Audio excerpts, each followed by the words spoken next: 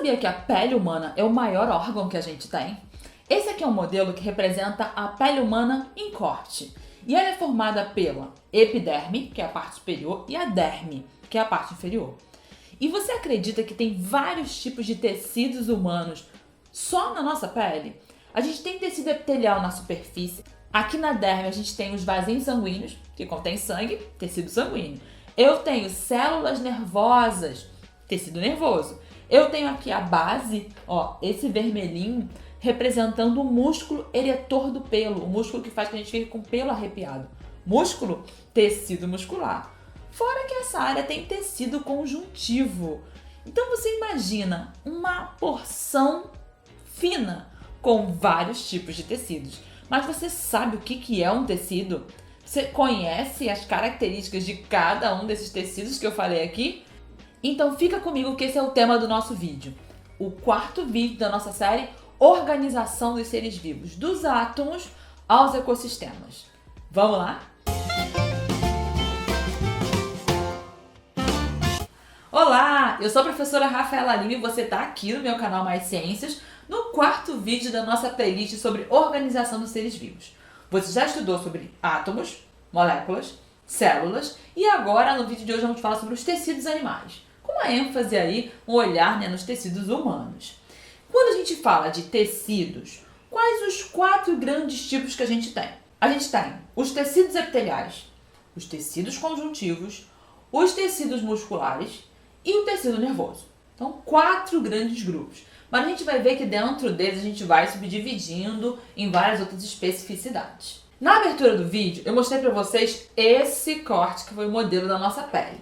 E eu falei para vocês, olha, só na nossa pele tem vários desses tecidos, todos eles, que a gente vai ver ao longo da nossa aula. Começando então com o tecido epitelial. Vou falar então 4 características dele. Primeiro, ele é um tecido com células muito unidas, sempre grudadinhas ali. Segundo, tem pouco material intercelular, pouco material ao redor. Terceiro, ele é um tecido avascular. Não tem vasinhos sanguíneos percorrendo esse tecido. Como é que ele vai se nutrir então? Ele vai se nutrir por difusão. Os gases, o oxigênio, o gás carbônico, os nutrientes vão passando célula a célula. E quarta característica, ele é um tecido que sempre está apoiado, tendo como suporte um tecido conjuntivo. E aí, quando a gente vai então fazer a classificação, a gente vai dividir o tecido epitelial em 2 grupões. Tecido de revestimento e tecido glandular.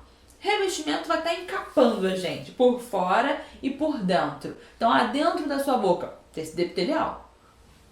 Sobre a sua superfície, tecido epitelial. Dentro dos seus órgãos, tecido epitelial, vai revestir. E o tecido glandular. E aí, o tecido epitelial de revestimento, a gente pode classificar as suas células quanto a quantidade de camadas. A gente fala que é um tecido de revestimento epitelial simples, que tem uma camadinha de célula só.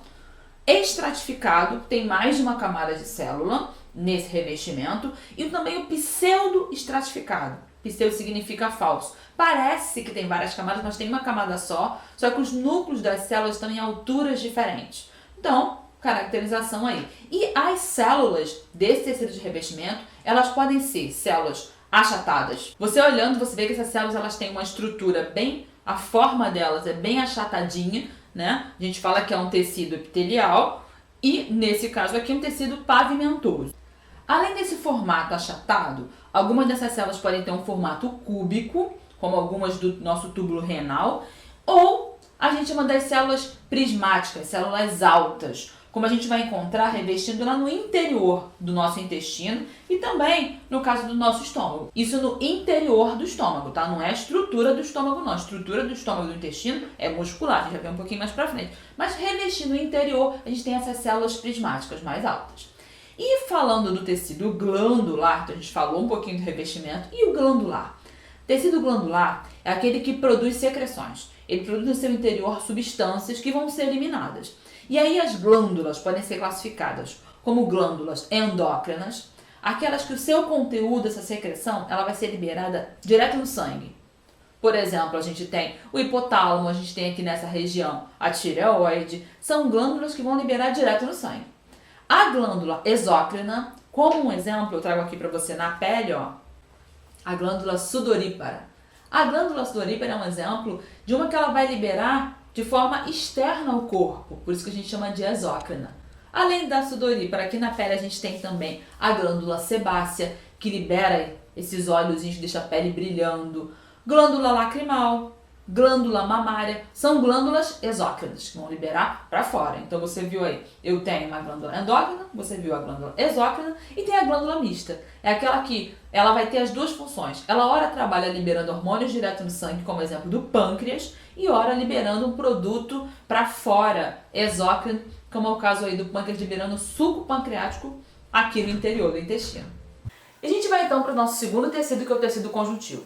Ele é um tecido abundante no nosso corpo, conhecido como um tecido de preenchimento, de nutrição, de suporte para outros tecidos. E a gente vai classificá-los em 3 categorias: tecido conjuntivo propriamente dito, tecido conjuntivo especial e tecido conjuntivo de consistência rígida. Falando do conjuntivo propriamente dito, a gente está falando daquele tecido que está abundante no preenchimento entre os espaços. Por exemplo, aqui na nossa pele, falando aqui da derme, a gente tem bastante tecido conjuntivo nessa região preenchendo com muitas fibras, colágeno, dependendo da região. Vai compor, em algumas regiões ele vai se organizar de forma mais específica, formando, por exemplo, tendões, ligamentos. Mas fica muito claro o papel do tecido conjuntivo propriamente dito, com essa função de sustentação, preenchimento e suporte. E a gente vai para o tecido conjuntivo com propriedades especiais. A gente está falando de tecido adiposo, tecido sanguíneo, correndo aí nos nossos vasos sanguíneos. O tecido adiposo é aquele que contém no interior das suas células lipídios, gordura. É o que as famosas gordurinhas do nosso corpo, os pneuzinhos. O que é aquilo ali? Ele é um acúmulo maior de tecido adiposo. Então quando a gente olha aqui esse corte na nossa pele, essa porção amarela aqui embaixo, ó, é justamente o tecido adiposo, a gordura subcutânea.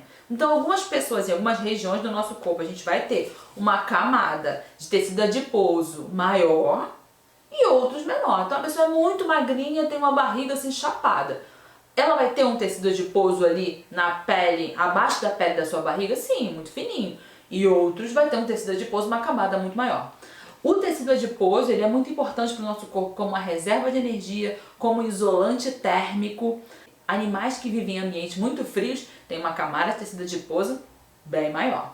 E falando então do tecido sanguíneo, repara, quando a gente começou a falar de tecido conjuntivo, a gente viu que ele tinha substâncias, ele tem muita substância entre as células. Enquanto o epitelial as células eram muito unidas, com pouca substância entre elas, quando eu chego no conjuntivo não. É muito marcante que ele é um tecido com muita matriz extracelular, com muitas substâncias ao redor das células. As células não estão super unidas. E aí aqui no adiposo a gente vê, né, que eles estão unidinhos aqui, mas eu tenho matriz extracelular. E quando eu falo do tecido sanguíneo, você vê que essa matriz extracelular, o conteúdo ao redor das células é o quê? É líquido, é o plasma, é a aguinha do nosso sangue, que é o plasma sanguíneo. E o que tem no nosso sangue? Você vai dar uma olhada aqui num corte de um capilar sanguíneo. Então você viu que o próprio capilar ele é composto por tecido epitelial, o endotélio, né? Então revestimento, você viu aí. E aqui no conteúdo você vê as células vermelhas, são as hemácias ou glóbulos vermelhos. As meio azuladinhas, mais claras são os glóbulos brancos ou leucócitos e os amarelos são as plaquetas, que são fragmentos de células. O sangue é essencial no nosso corpo para transportar nutrientes, transportar gases, eliminar substâncias, nutrir. E essas células, o glóbulo vermelho, que é uma célula anucleada, sem núcleo, ele é responsável pelo transporte de oxigênio, transporta um pouquinho de gás carbônico também, mas em especial o oxigênio, e o oxigênio é ligado diretamente com a produção de energia do nosso corpo. Perdi muito sangue, estou com poucos glóbulos vermelhos. Meu transporte de oxigênio fica ineficaz, vai fazer falta. Azuladinhos, você vê que eles têm tipos diferentes, são os glóbulos brancos ou leucócitos. Nós temos diferentes tipos no nosso corpo. Linfócitos B, produzindo aí anticorpos, linfócito T, atuando no combate específico a certos micro-organismos, eliminando, matando os micro-organismos, macrófagos que vão estar fagocitando, envolvendo aí células invasoras, bactérias, para eliminá-los. Então a missão dos glóbulos brancos ou leucócitos é a defesa do nosso corpo. É a equipe de defesa do corpo tá aqui que vai proteger o nosso corpo. Estou com uma baixa quantidade de leucócitos e a gente consegue ainda no exame especificar qual dos tipos a gente consegue identificar o problema que a gente pode estar tendo. E falando aí dos fragmentos de células, as plaquetas, a missão delas é fazer a coagulação sanguínea. No caso de um corte, aqui representado, né, tá cortado. Grande desse jeito seria muito sangue perdido, uma tragédia, né? Mas um pequeno cortezinho, aquelas, né, uma raladinha que a gente dá. Sempre, em qualquer corte do nosso corpo, qualquer vazamento, as plaquetas vão se reunir, formar ali, ela vai startar, ela vai iniciar uma cascata de ativação, onde vários elementos vão ser reunidos ali para formar fibras proteicas, para impedir esse sangramento, cessar esse sangramento. E a gente chega no nosso terceiro tipo de tecido conjuntivo, que é um tecido, a categoria do tecido conjuntivo de consistência rígida. Quem são esses? A gente está falando de tecido ósseo e tecido cartilaginoso, de cartilagem. Falou de osso, você lembra muito bem. Estou aqui com a perna do nosso amigo Teobaldo, que você vai conhecer bem melhor na aula de sistema locomotor. Então você vai avançar aí para frente na nossa playlist e vai achar.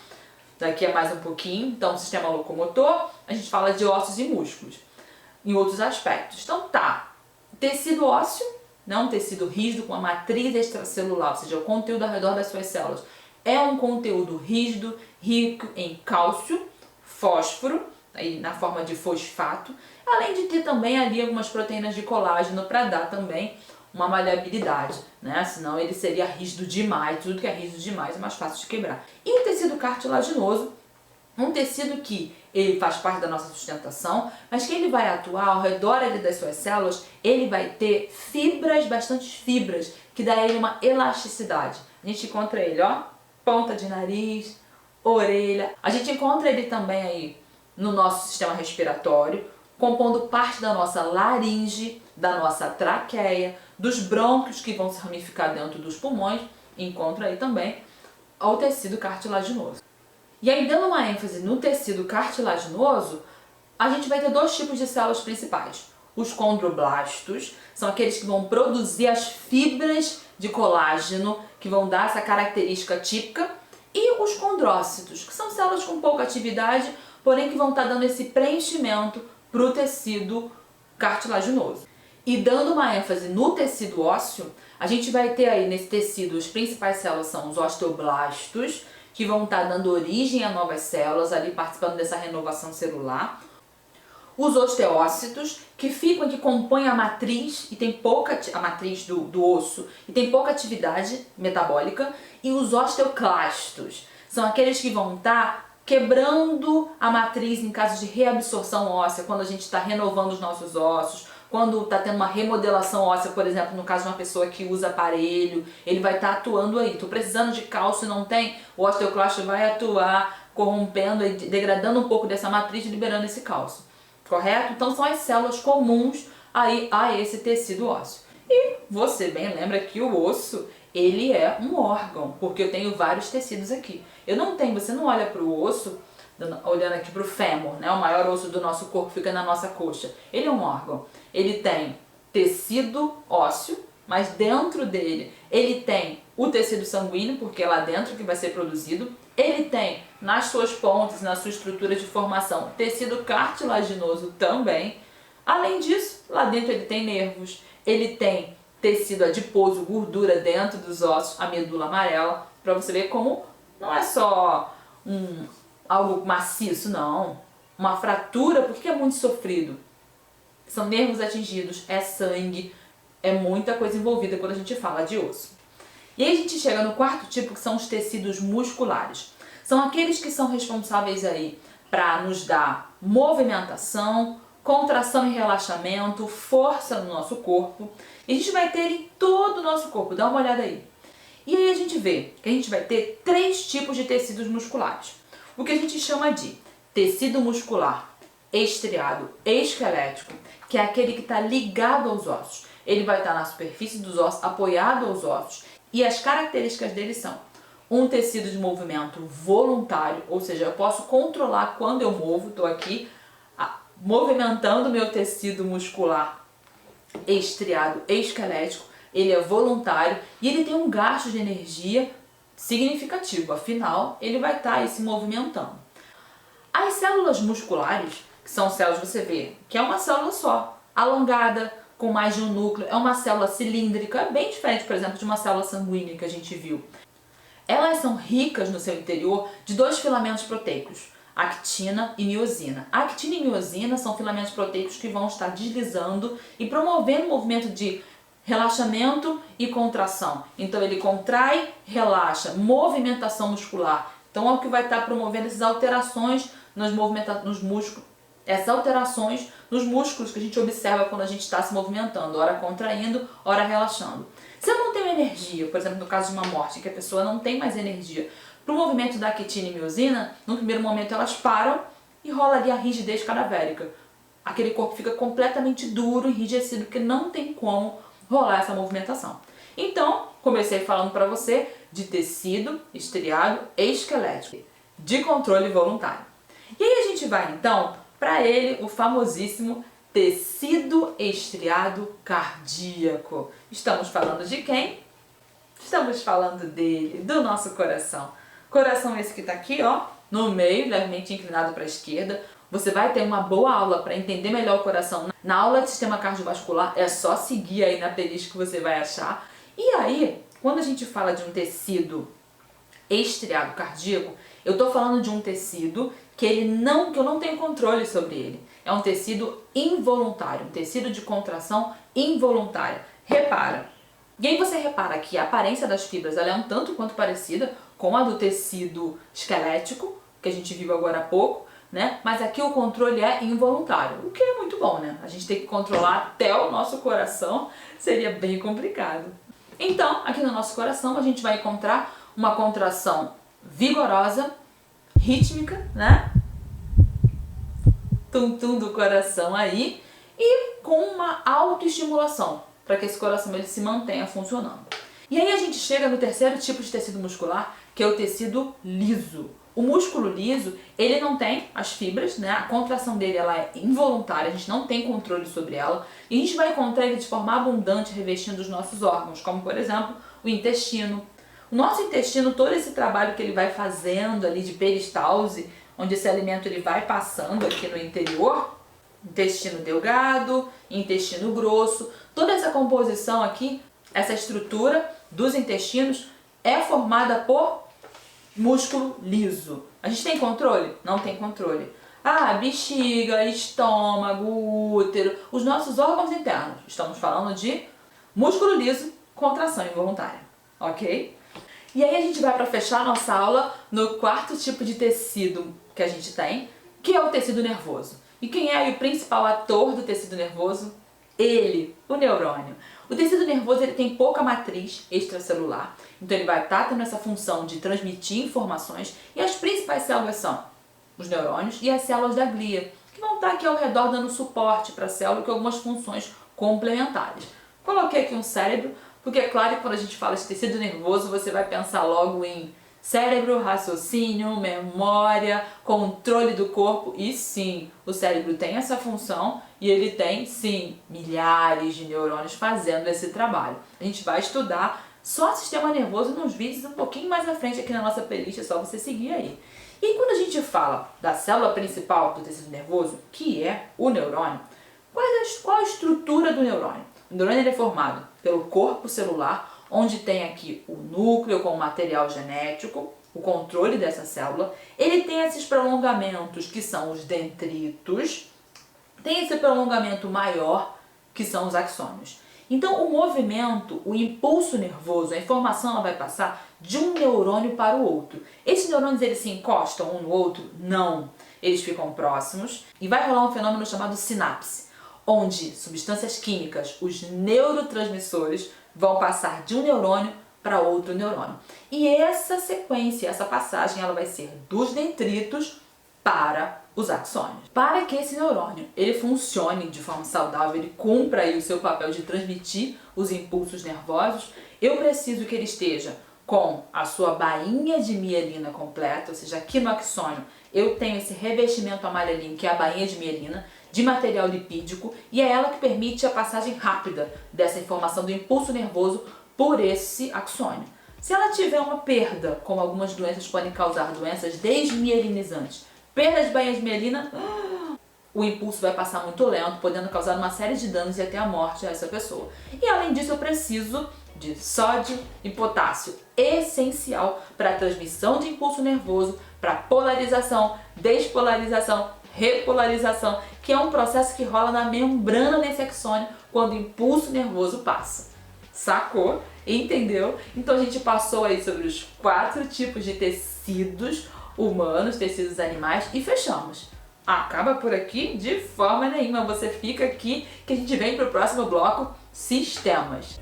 E se você gostou desse vídeo, se você está curtindo essa playlist, compartilha com os amigos, deixa o seu like e qualquer dúvida, deixa aí nos comentários. Foi um prazer ter você por aqui e até a próxima.